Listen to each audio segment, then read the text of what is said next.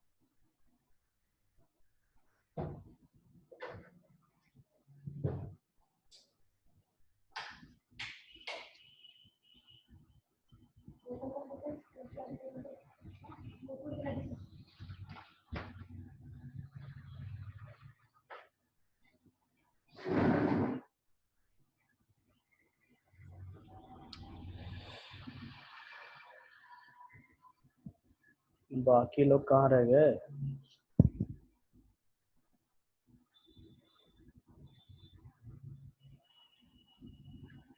Last class से कोई doubt है किसी को? जब तक बाकी लोग आते हैं पूछ लीजिए।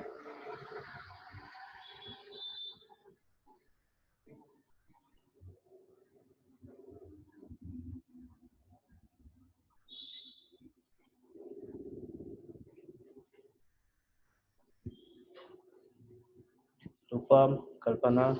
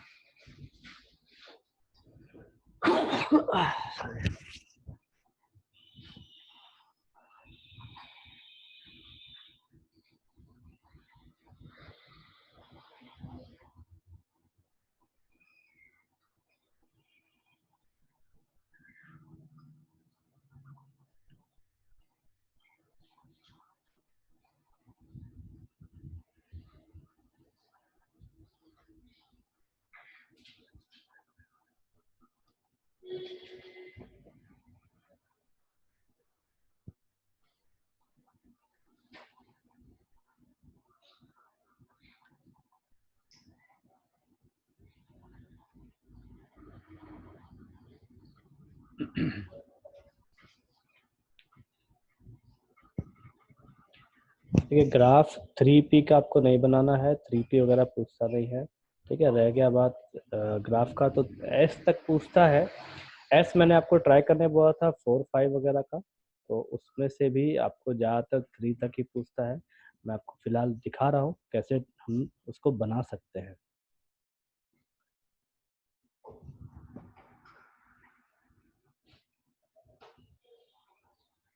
देखिए, ग्राफ का तरीका है ये कि इसको हम इस टाइप से प्लॉट करते हैं। ठीक है, इसको हम इस टाइप से प्लॉट करते हैं आगे। फिर हम इसको कैसे लेते हैं, साई और आर के रूप में।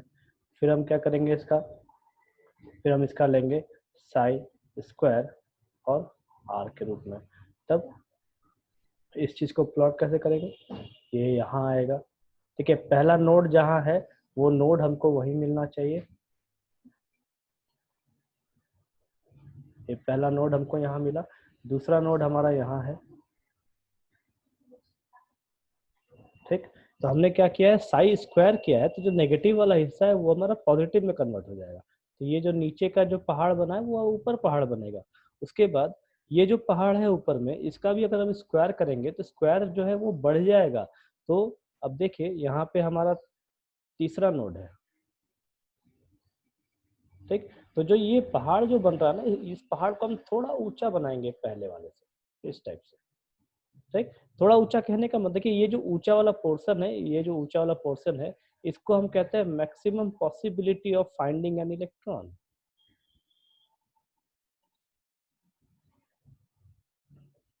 ठीक है, इसको हम कहते हैं maximum possibility of finding an electron. तो यहाँ पे हमारा साई का वैल्यू है, ये हमारा साई का वैल्यू है। तो साई में हमको नेगेटिव वैल्यू भी मिलेगा और पॉजिटिव वैल्यू भी मिलेगा। लेकिन साई स्क्वायर में हमको सिर्फ और सिर्फ पॉजिटिव वैल्यू ही देखने को मिलेगा। तो इस वजह से हम जो इसका स्क्वायरिंग करेंगे तो जो नेगेटिव वैल्यू हमको पॉजिटिव मिलेगा, और जो पॉजिटिव वैल्यू है वो हमको बढ़ के मिलेगा। तो यहाँ पे जो हम पहाड़ बनाएंगे, ये पहाड़ हमारा ऊंचा हो जाएगा, और हम कहेंगे क्या कि यहाँ पे इलेक्ट्रॉन्स के होने की संभावना बहुत ज्यादा है। अब देखिए वापस से आपके पास क्या मिला, फिर से एक नोड है आपके पास, यहाँ पे फिर से एक्स एक्सिस पे कट कर रहा है। तो जहां जहां कट करेगा उसको हम नोड कहेंगे। एक नोड, दो नोड, देन 3, और एक ये हमारा 4 है। तो फिर से इसका ग्राफ ऐसे बनेगा, ठीक। और ये पूरा टच ना होकर के आगे जाके ऐसे चला जाएगा, ठीक। तो इसको हम कह सकते हैं, अभी कितने नोड मिले हमको, 1 2 3 नोड हमको मिले हैं, ठीक है। सॉरी, यहाँ टच करेगा और टच करने के बाद ये ऐसे बढ़ेगा आगे। तो टोटल हमको 4 नोड मिले हैं। तो इसको हम कह सकते हैं कि ये हमारा जो ग्राफ है ये 5S का ग्राफ है। आपको सभी ग्राफ इसी टाइप से प्लॉट करना है। समझ में आया अभी कैसे प्लॉट करना है? नहीं रूपम, देखो मैं आपको दिखा रहा हूँ ग्राफ। चलो मैं आपको नोट्स दिखा रहा हूँ वापस से। देखिए मैं आपको नोट्स दिखा रहा हूँ, नोट्स के वापस देखेंगे हम लोग, ठीक है।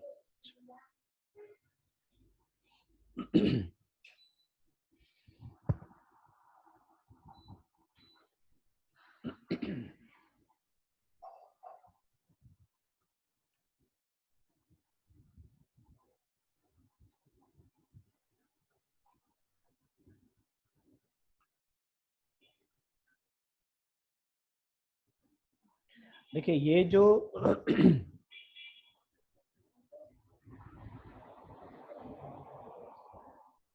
ये जो ग्राफ है यहाँ पे, जिसको जो चीज हमको याद रखना है, ठीक है। देखो इस ग्राफ को आप इक्वेशन के थ्रू सॉल्व नहीं कर सकते। स्क्रीन नहीं दिख रहा क्या?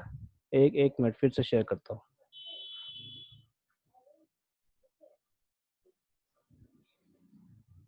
अभी दिख रहा है स्क्रीन? अब दिख रहा है स्क्रीन? ठीक है। देखिए हमारे पास स्क्रोडिंगर वेव इक्वेशन है, ठीक है। उस इक्वेशन को हम सॉल्व नहीं कर सकते क्योंकि हमारा 11th के सिलेबस में इस चीज़ को पूछता नहीं कभी, और इक्वेशन थोड़ा टफ भी है, तो 11th में हम पढ़ते भी नहीं इस चीज़ को, ठीक। अब इक्वेशन को सॉल्व करने से क्या क्या आता है हम उस चीज़ को पढ़ते हैं 11th में। तो बेसिकली आपको ये जो ग्राफ है, मैंने जो यहाँ पे ग्राफ दिखा रखा है 2S का, देखिए 1S के ग्राफ में आपको कोई भी नोड देखने को नहीं मिलता, ठीक है। तो 1S को तो हम टेंशन नहीं लेंगे, 1S का ग्राफ हमारा सिंपल ग्राफ है ऐसा, ठीक है, ऊपर से नीचे की ओर आ रहा है। हमारा हमारा प्रॉब्लम कहाँ से चालू होगा, तो 2S वाले ग्राफ से। क्यों? क्योंकि 2S में हमको नोड देखने को मिलता है। अभी मैंने आपको नोड बताया था कि अगर हम प्लानिटरी सिस्टम की बात कर रहे हैं तो दो प्लैनेट्स के बीच में कोई भी एक प्लैनेट नहीं है, मतलब दो प्लैनेट का जो ऑर्बिट है उसके बीच में आपको कुछ भी देखने को नहीं मिलता है, तो हम उसको यहाँ पे नोड कह सकते हैं। जैसे इलेक्ट्रॉन्स की जब हम बात करें तो दो ऑर्बिट्स हैं, ठीक है। तो वहाँ पे बीच में एक नोड होएगा, वो नोड उस जगह को हम कहेंगे जहाँ पे इलेक्ट्रॉन्स होने की संभावना बिल्कुल भी नहीं है, या फिर 0% है या 0% है। तो ग्राफ में हम कैसे समझेंगे इसको, ये हमारा जो हॉरिजॉन्टल लाइन है ये हमारा एक्स एक्सिस, और ये वर्टिकल लाइन हमारा वाई एक्सिस। जहाँ पे ये जो वर्टिकल लाइन है ये प्रोबेबिलिटी ग्राफ बताता है, मतलब इलेक्ट्रॉन्स के होने की संभावना। और ये जो ग्राफ देखिए, ढंग से देखिए ग्राफ को, ये जो ग्राफ एक्स एक्सिस को जहाँ पे कट करेगा, जिस जगह पे कट करेगा, हम उस चीज को समझेंगे कि यहाँ पे इलेक्ट्रॉन्स नहीं है, मतलब प्रोबेबिलिटी ऑफ इलेक्ट्रॉन जो है वो 0 है, ठीक है। तो अब हमको करना क्या है कि 2S में हमने 2S में फॉर्मूला के हिसाब से देखा था कि 2S में एक नोड हमको दिखता है, ठीक।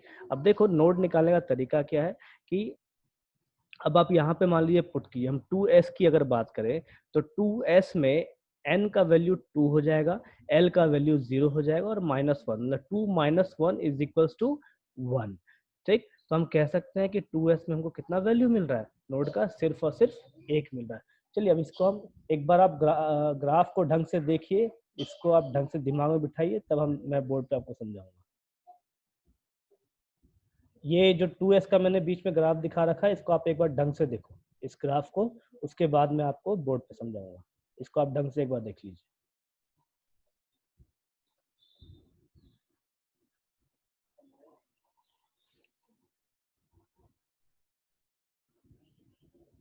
थोड़ा और जूम कर दे रहा हूँ ताकि आप इसको इस बीच वाले ग्राफ को आप ढंग से एक बार देखो।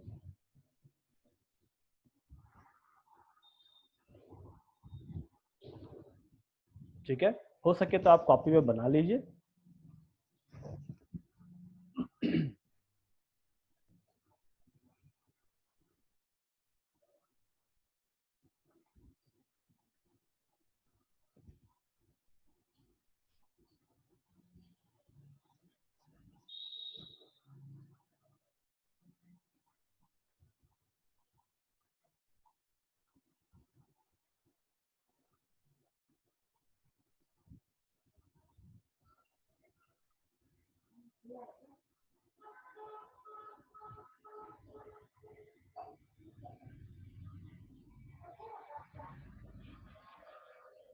ठीक है, बन गया। चलिए देखते हैं इसको बोर्ड पे भी।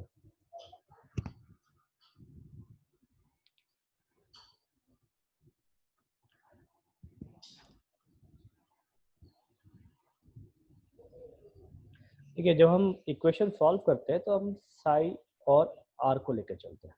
ठीक, इधर हमारा रेडियस बढ़ रहा है, या आप यूँ समझिए कि यहाँ पे आपका न्यूक्लियस है, यहाँ पे आपका न्यूक्लियस है, और हम न्यूक्लियस से दूर जा रहे हैं, मतलब रेडियस की तरफ आगे बढ़ रहे हैं। ठीक, उसके बाद ये हमारा साई है, तो ये हमारा प्रोबेबिलिटी ग्राफ है, हमको बताएगा कि इलेक्ट्रॉन का डेंसिटी, मतलब होने की संभावना कैसी है, कितनी है। ठीक, अब देखो जब हम सबसे पहले 1s की हम बात करते हैं, जब हम सबसे पहले 1s की बात करेंगे तो 1s में हमने क्या देखा, कोई भी नोड हमको नहीं मिलता। तो ये जो न्यूक्लियस है यहाँ पे, इसके चारों साइड में यहाँ पे आपके पास क्या देखने को मिलता है, सिर्फ और सिर्फ इलेक्ट्रॉन देखने को मिलता है। ठीक है, जैसा हमने 1s में देखा था, तो यहाँ पे कोई भी आपके पास नोड नहीं है। ठीक है, अब हम बात करते हैं 2s की।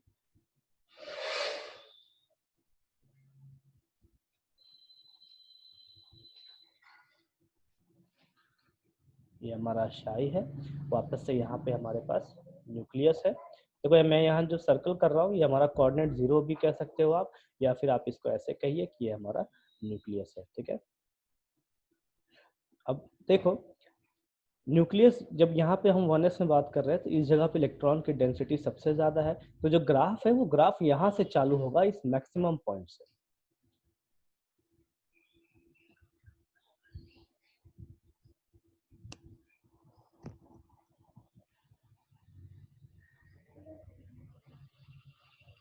हाँ प्रियांशु, कोई डाउट है?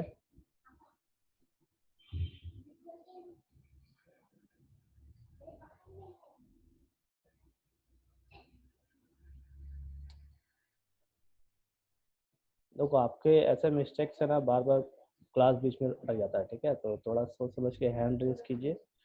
देखिए जब हम साई की बात करेंगे, न्यूक्लियस के पास यहाँ पे हमारा मैक्सिमम डेंसिटी था, यहाँ यहाँ पे इलेक्ट्रॉन्स का डेंसिटी मैक्सिमम था। तो जो ग्राफ है, ये ग्राफ हमारा यहाँ मैक्सिमम पॉइंट से चालू होगा, और ये ग्राफ जैसे जैसे हम दूर जाएंगे यहाँ से, वैसे वैसे इलेक्ट्रॉन का डेंसिटी घटना चाहिए। ये ग्राफ जब यहाँ से चालू हो रहा है तो ये धीरे धीरे नीचे आना चाहिए, क्योंकि हमारा ये ग्राफ डिक्रीज कर रहा है। तो सेम जो हम 2s की बात करें, जब हम 2s की बात करेंगे तो हमारा मैक्सिमम पॉसिबिलिटी यहीं से चालू होगा। ठीक है, और जैसे जैसे रेडियस बढ़ेगा, जैसे जैसे हम न्यूक्लियस से दूर जाएंगे, वैसे वैसे इलेक्ट्रॉन्स के होने की संभावना घटती चली जाएगी। ठीक है, तो जो ग्राफ है हमारा वो इस टाइप से बढ़ेगा आगे। अब देखो 2s में हमने क्या देखा था, हमारा जो फॉर्मूला है n माइनस एल माइनस 1। अगर हम 2s की बात करें तो यहाँ पे जो n है हमारा, ये 2 है। l के लिए s के लिए l का वैल्यू जो है वो 0 होता है, और माइनस 1। तो इससे हमको क्या मिल जाएगा, तो इससे हमको देखने को मिलता है कि हमको जो नोड आएगा वो नोड 1 होगा।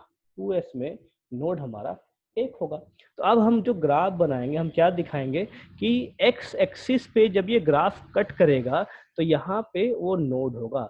ये जो लाइन है, ये जब इसको कट करेगा तो ये जो पोजीशन है हमारा, ये हमारा नोड होगा।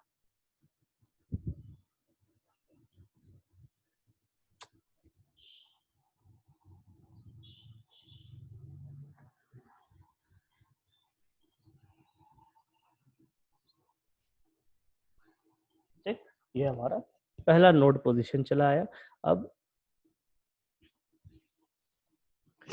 हमको क्या करना है, रेडियल ग्राफ बनाना है आगे की ओर। ठीक है, अब इस ग्राफ को आप कंटिन्यू कीजिए, यहाँ से आप उठाइए और ये ग्राफ ऐसे चलेगा आगे की ओर। ठीक है, तो इसको हम कहेंगे 2s का ग्राफ। देखिए हमारे पास नोड सिर्फ एक ही बन रहा है।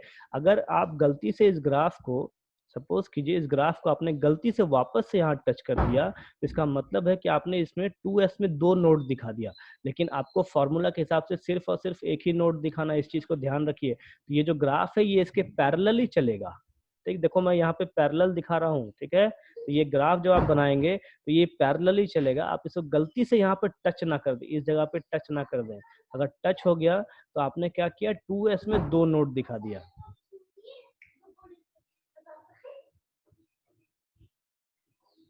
ठीक है, तो अब देखो हमने क्या किया है, यहाँ पे साई दिखाया है। अब हम साई स्क्वायर की ग्राफ को देखेंगे। साई स्क्वायर का ग्राफ क्या है हमारा, ठीक यही चीज होगा, लेकिन जो भी वैल्यू होंगे वो पॉजिटिव में होंगे। तो ग्राफ आपका वापस यहीं से आएगा, और जो नोड इसने यहाँ पे बनाया है, जो नोड इसने यहाँ पे बनाया है वही नोड ये यहाँ पे बनाएगा। ठीक है, लेकिन जो वैल्यू यहाँ नेगेटिव में है वो वैल्यू पॉजिटिव की ओर बढ़ेंगे और इस टाइप से कंटिन्यू हो जाएंगे।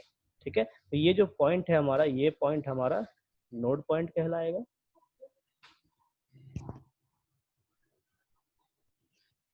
ठीक है, जो ग्राफ हमने यहाँ देखा सेम ग्राफ है, लेकिन सिर्फ और सिर्फ हमने साइज के जगह साइज स्क्वायर लिया है। मतलब जो नेगेटिव वैल्यू है वो हमारा पॉजिटिव वैल्यू हो जाएगा।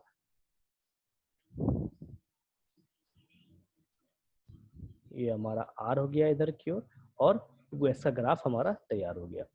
ठीक है, तो इस टाइप से हम ग्राफ को दिखाएंगे। अब देखो जब हम 3s की बात करें,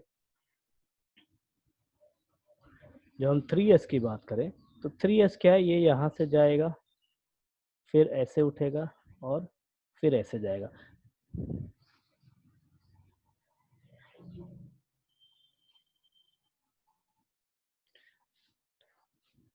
देखो आर सेकंड में अगर हम बात करते हैं, देखो अगर हमने, हमको नोड दिखाना है। ठीक है, नोड दिखाना है मतलब नोड का पोजीशन किस ऑर्बिटल के लिए कितना होना चाहिए। तो जैसे हम यहाँ पे 2s की जब हम बात कर रहे हैं, 2s की जब हम बात कर रहे हैं तो 2s में हमको, हम देख रहे हैं कि यहाँ पे सिर्फ और सिर्फ एक ही नोड आ रहा है। तो अगर गलती से भी हमने क्या किया, इस लाइन को अगर यहाँ टच कर दिया तो इसका मतलब है, देखो यहाँ मैं प्लॉट कर रहा हूँ, अगर गलती से हमने इसको यहाँ भी टच करा दिया तो इसका मतलब क्या हो जाएगा, ये जो फॉर्मूला है ये फॉर्मूला खराब हो जाएगा। तो हमको नोड देखने को कितना मिलेगा, टोटल 2 नोड्स मिल जाएंगे। लेकिन 2s में नोड होते कितने हैं, एक ही नोड होते हैं, लेकिन हम निकाल कितना रहे हैं, हम 2 निकाल रहे हैं। ठीक है, तो हमको ये टच नहीं करना है, जितना भी नोड है हमको उतना ही दिखाना है। अगर एक्स्ट्रा हमने टच किया तो हमने नोड का थ्योरी को फेल कर दिया, मतलब जो हमारा फॉर्मूला है उसको हम फेल कर देंगे। अरे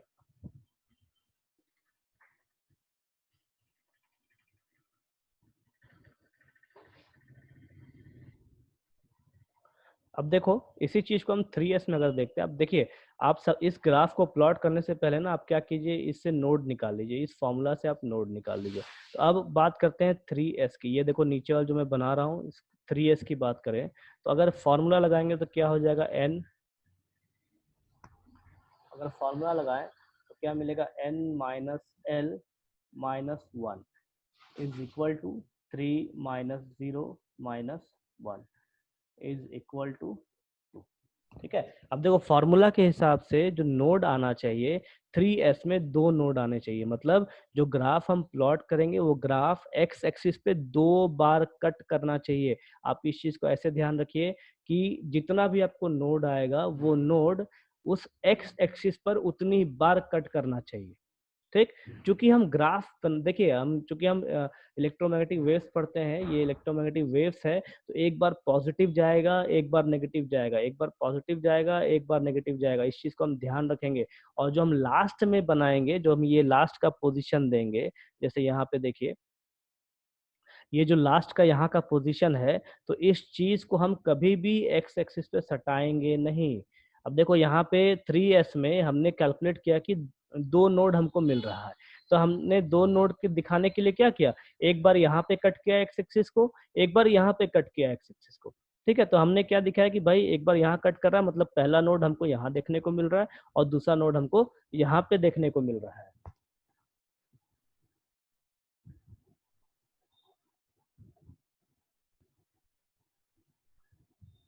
तो इसको हम ऐसे दिखा सकते हैं, फर्स्ट नोड और ये हमारा दूसरा नोड। ठीक है, तो 2 नोड आपको ऐसे देखने को मिल गया। आपको आपने जो कैलकुलेट किया यहाँ पे और जो आपने इस ग्राफ में बनाया, दोनों आपका सेम है।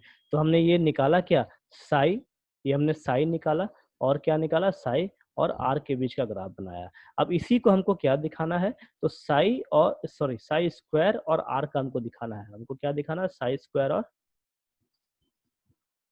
साई स्क्वायर और आर का हमको दिखाना है। क्यों दिखाना है, क्योंकि इलेक्ट्रॉन जो है वो नेगेटिव पोर्शन में नहीं हो सकता, इलेक्ट्रॉन्स हम नेगेटिव में नहीं ले सकते, इसलिए हम पॉजिटिव में लेके चलते हैं। तो अब ये जो नेगेटिव हिस्सा है यहाँ पे, ये जो नेगेटिव हिस्सा है यहाँ पे, ये जब हम साई स्क्वायर में करेंगे तो ये ठीक पॉजिटिव में बदल जाएगा। देखो इसको, फिर हम क्या करेंगे, मैक्सिमम प्रोबेबिलिटी ऊपर से लेंगे।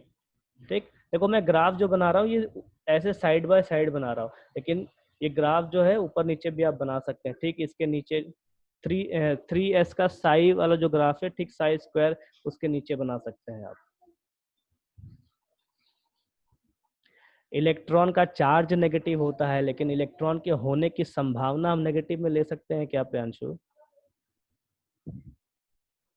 हम कह सकते हैं क्या कि इलेक्ट्रॉन नेगेटिव में है, आप किसी चीज की वैल्यू नेगेटिव में लेके दर्शा सकते हो उसको? नहीं दिखा सकते ना।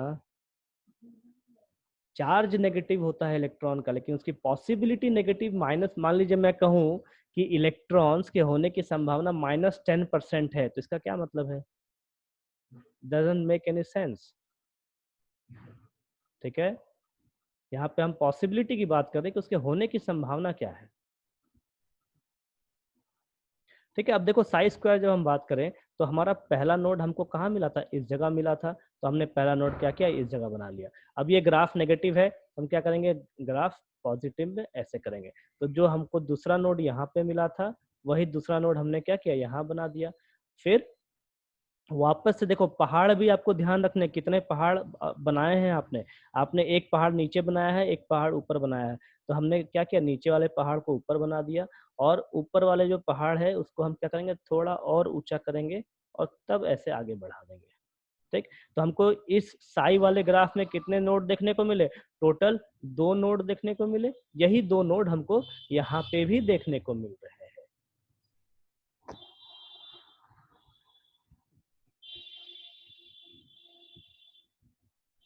एक नोड हमारा यहाँ पे है और एक नोड हमारा यहाँ पे है। तो 2 नोड हमने यहाँ भी देखा है, इस जगह भी देखा है, और 2 नोड हमने यहाँ भी देखा है। ठीक है, तो ग्राफ जो हम प्लॉट करेंगे इसी टाइप से प्लॉट करेंगे। समझ में आया अभी? जब आप 4s का बनाओगे, तो 4s में सबसे पहले आप नोड निकाल लीजिए, 4s में नोड 3 आएगा, 5s में नोड 4 आएगा, और उसके बाद आप ग्राफ को प्लॉट करेंगे। बाकी लोग को समझ में आया अभी कि ग्राफ कैसे प्लॉट करना है हमको? देखिए, आप एक बार फिर से ये पूरा बोर्ड में आपको दिखा रहा हूँ, इसको आप एक बार ढंग से ऑब्जर्व कर लीजिए, उसके बाद अगर कुछ डाउट है तो पूछ लीजिए। ऑब्जर्वेशन बहुत इंपॉर्टेंट है। ठीक है, और सबसे पहले आपको नोड निकालना होगा, आपको नोड निकालना होगा, टोटल नंबर ऑफ जो नोड है वो निकालना होगा। आप इस ग्राफ को पहले ऑब्जर्व कर लीजिए एक बार, उसके बाद कोई डाउट है तो पूछ लीजिए।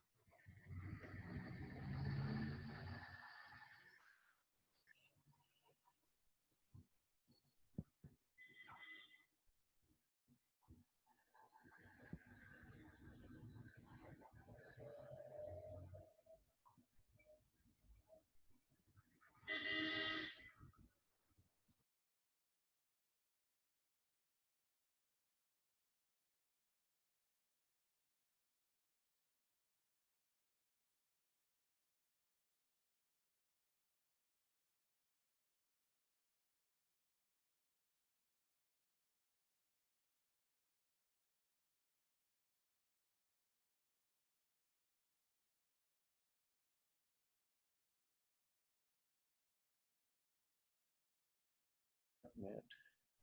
एग्जाम में जो क्वेश्चंस आता है वो क्वेश्चंस आपको ग्राफ दिया रहेगा और पूछेगा कि ये ग्राफ कौन से ऑर्बिटल का है, इस टाइप से पूछे। आपको ग्राफ बनाने के लिए नहीं देता। देखो ग्राफ बनाने के लिए ये बहुत पहले आता था, मतलब मेरे टाइम में जब आईआईटीज के एग्जाम होते थे ना, उस टाइम आता था। लेकिन अभी आपको ग्राफ दिया जाएगा और उसके बाद पूछा जाएगा कि ये ग्राफ किस ऑर्बिटल को रिप्रेजेंट करता है, इस टाइप से। तो आपको सिर्फ चेक करना है कि ये नोड्स कितने बना रहा है वैसे। और ज्यादातर आपको ये एस का ही ग्राफ देते हैं, क्योंकि बाकी जो ग्राफ्स है वो काफी कॉम्प्लिकेटेड हो जाते हैं 11th के सिलेबस के लेके।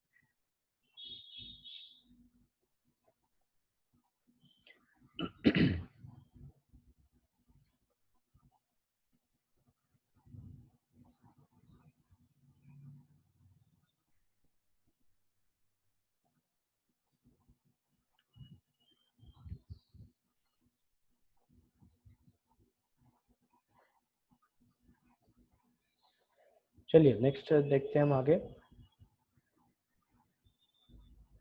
देखो नेक्स्ट है हमारा boundary surface diagram. Boundary surface diagram कहने का मतलब क्या है कि हम देखो हर जगह ये ग्राफ्स को हम प्लॉट नहीं कर, अगर हमको बनाना हो एग्जाम्स में या 12th के लेवल पे बनाना हो, 11th के लेवल पे सॉल्व करना हो क्वेश्चन, तो हर जगह हम ये ग्राफ बना बना के नहीं कर सकते, ठीक है। तो इस चीज को सिंपल डायग्राम्स में दिया जाता है। जैसे एस ऑर्बिटल, एस ऑर्बिटल जो है ये स्फेरिकल शेप का होता है, मतलब बॉल के शेप का होता है, सिर्फ इनका साइज बढ़ जाता है। जैसे 1s 2s 3s 4s 5s सब स्फेरिकल शेप ही होंगे, लेकिन 1s से बड़ा 2s होगा, 2s से बड़ा 3s, 3s से 4s बड़ा होगा, और ऐसे ही आगे बढ़ेगा, ठीक है। तो इसको हम कहते हैं शेप्स ऑफ ऑर्बिटल्स।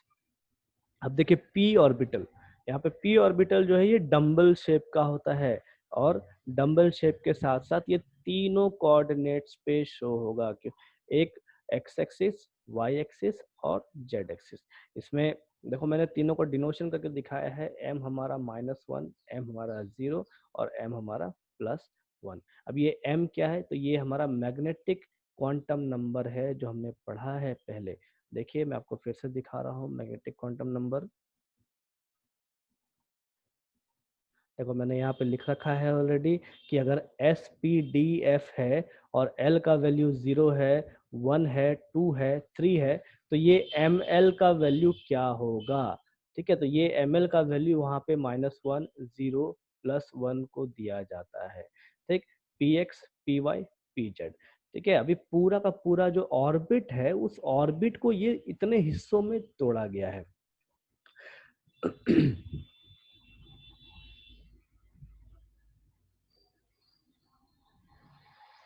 यहाँ पे देखिए जो हमारा ऑर्बिटल है पी एक्स, इसको एक्स डायरेक्शन में दिया है, then P Y Y direction में है, पी जेड हमारा जेड डायरेक्शन में। एक चीज और आपको बताऊं, इसको रिप्रेजेंट करते हैं 2px से, 2py और 2pz से, ठीक है। अब देखो मैंने यहाँ पे m-1 लिखा है, 0 लिखा है और +1 लिखा है, तो इसको आप किसी के साथ भी लिख सकते हैं। जैसे मैंने देखिए यहाँ पे 2pz के साथ m = +1 लिखा है, तो आप इसको -1 भी लिख सकते हैं, 0 भी लिख सकते हैं। वो इसलिए क्योंकि इन सब का जो एनर्जी लेवल है वो सब बराबर होता है, इस वजह से। फॉर्मूला सेम रहेगा नोड निकालने के लिए, n-l-1, ठीक है। देन एंगुलर नोड आपका l हो जाएगा। ये फॉर्मूलाज हैं, छोटे छोटे फॉर्मूलाज हैं जो कंपटीशन में भी आते हैं और बोर्ड्स में भी आते हैं। Then total number of nodes n-1, इन दोनों को जोड़ने के बाद आपको टोटल नंबर ऑफ नोड्स मिल जाएगा। And it has 3 orbital and 6 electron. 3 orbital है, ये एक ऑर्बिटल, ये 2 ऑर्बिटल और ये 3 ऑर्बिटल, तीनों को मिला के 6 इलेक्ट्रॉन होना चाहिए। एक इस साइड में, एक इस साइड में, एक इस साइड में इलेक्ट्रॉन, एक यहाँ पे इलेक्ट्रॉन, एक यहाँ इलेक्ट्रॉन और एक यहाँ पे इलेक्ट्रॉन। तो टोटल 6 इलेक्ट्रॉन हमको देखने को मिलेगा।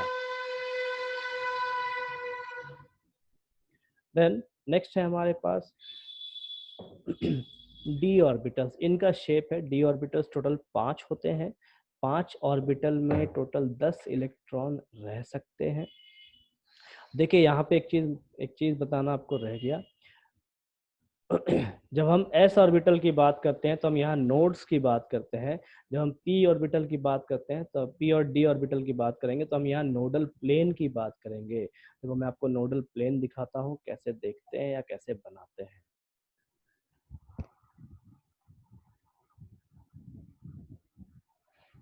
देखो जैसे हमारा ये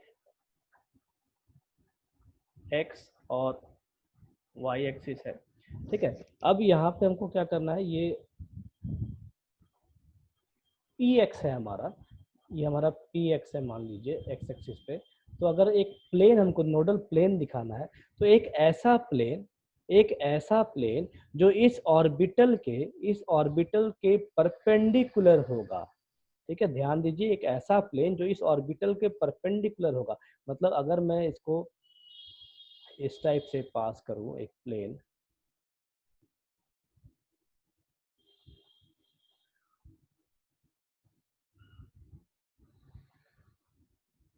एक ऐसा प्लेन जो इस ऑर्बिटल के सेंटर से पास हो रहा है, देखिए यहाँ से जो सेंटर है यहाँ से पास हो रहा है और परपेंडिकुलर है इस ऑर्बिटल के, उस प्लेन को हम कहेंगे नोडल प्लेन।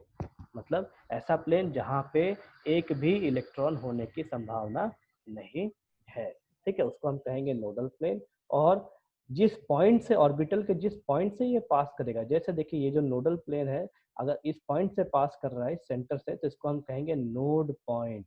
इस पी ऑर्बिटल में जो ये सेंटर पॉइंट है ये हमारा नोड पॉइंट कहलाएगा, और जो प्लेन इस नोड पॉइंट से पास होगा उसे हम कहेंगे नोडल प्लेन।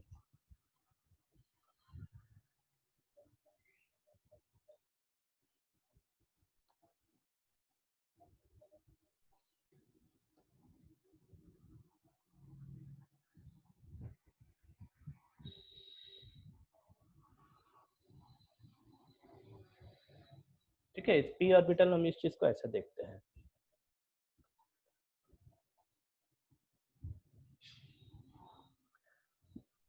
देन नेक्स्ट है हमारे पास डी ऑर्बिटल। डी ऑर्बिटल्स के शेप्स कैसे होते हैं वो भी देखते हैं। डी ऑर्बिटल्स 5 तरीके के शेप्स में दिखता है हमको। सबसे पहला D Y Z, D X Y, D X Z, D X square dash Y square और डी जेड स्क्वायर। अभी देखिए इसको बनाना कैसे है।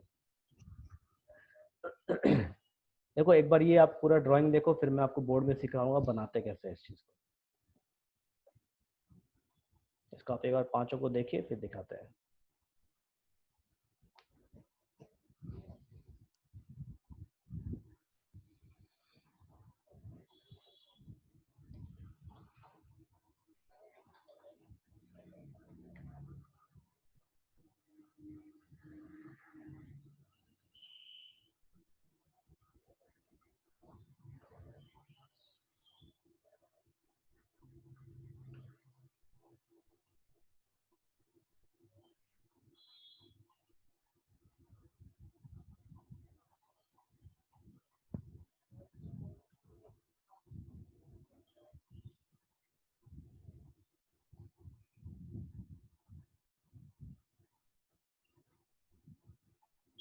ठीक है,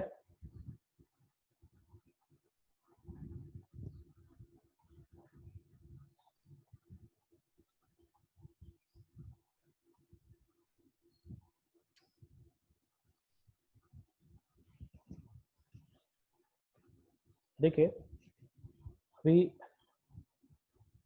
पी का पहले आपको दिखा दूं। जब हम x की बात करेंगे तो p जो है ये x एक्सिस पे होगा इस टाइप से। जब y की हम बात करेंगे तो p का जो हम बनाएंगे वो इस टाइप से बनाएंगे, ये हमारा पी वाई हो जाएगा, ये हमारा पी एक्स हो जाएगा। और जब हम जेड पे बात करेंगे तो पी जेड हमारा इस टाइप से हो जाएगा। ठीक है, अब चले आए डी। जब हम डी ऑर्बिटल्स को बनाएंगे तो डी ऑर्बिटल्स कैसे बनाएंगे, इस चीज को आपको ध्यान क्या रखना है कि जो एक्सिस हम लेंगे जैसे एक्स और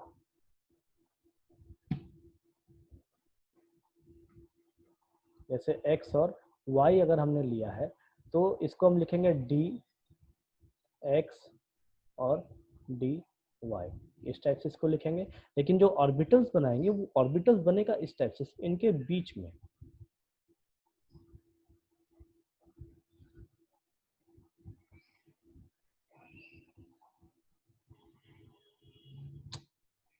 हाँ, एक मिनट, ये इस टाइप से ऑर्बिटल्स बनेंगे।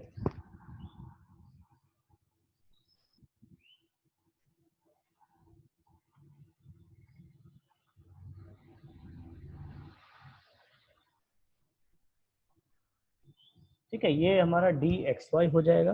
देन जब हम डी वाई जेड की बात करेंगे, मान लीजिए हमारा यहाँ पर वाई है, ये हमारा जेड है, तो भी जो ऑर्बिटल बनेगा वो इस टाइप से बीच में बनेगा। देखो ये ढंग से बन नहीं रहा है, थोड़ा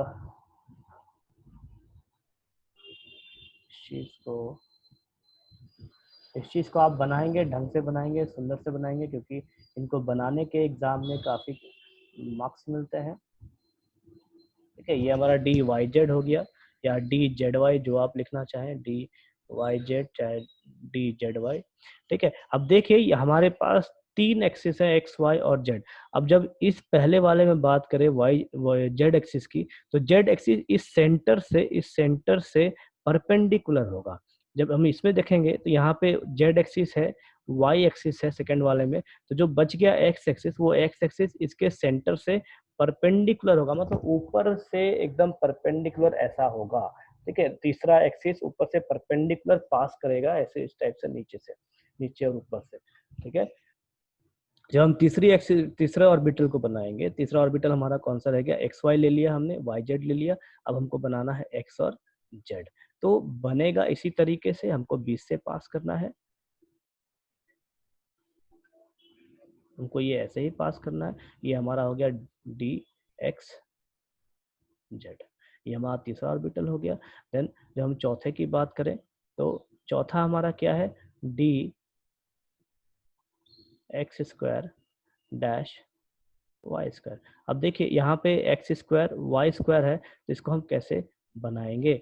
अब इस चीज को हम लेंगे ऐसे, एक्स और वाई की जब हम बात करें, तो ये हम डायरेक्टली ऐसा लेंगे, एक्स पे ऐसा और वाई पे ऐसा। देखिए ये बराबर मैंने बनाया नहीं है, बराबर नहीं बन रहा।